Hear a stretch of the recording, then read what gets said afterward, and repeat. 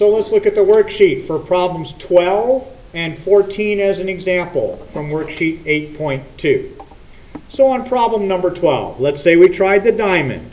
20 times 1 is 20. A 4 goes down here. I try 10 and 2. I try 5 and 4. There's nothing that will get me to the 20. So since the diamond doesn't work, we must use quadratic. So quadratic, minus b, plus or minus the square root of b squared. So b squared is 16 minus 4ac. Minus 4 times a times c. 4 times 20 is 80. All over 2a, so all over 2. So it's negative 4 plus or minus the square root of negative 64 all over 2.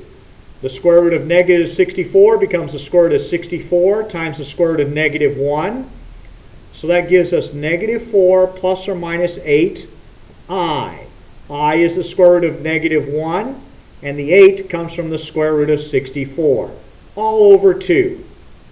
Since I have the I, there will be two roots, and they will be complex. And the two roots, the 2 divides evenly into the negative 4, giving me a minus 2, plus or minus, and the 2 divides into the 8 4 times with the I. The I tells me that they are complex. Let's look at number 14.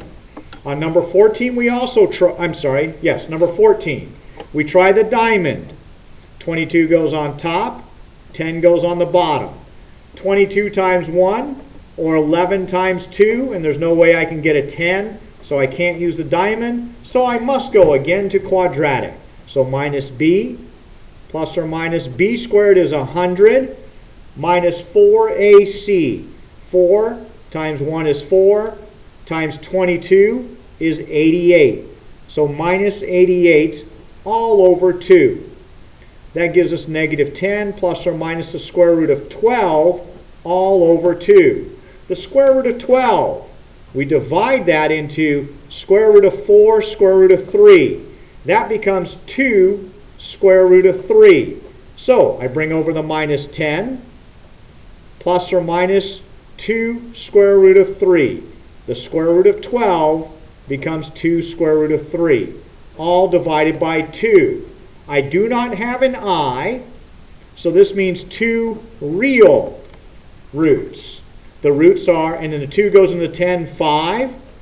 2 goes into 2 once, so minus 5 plus or minus the square root of 3. Please notice the difference between these two problems. Both of them I had to use the quadratic, but this one has a square root of negative number, or in other words an I. That makes it complex.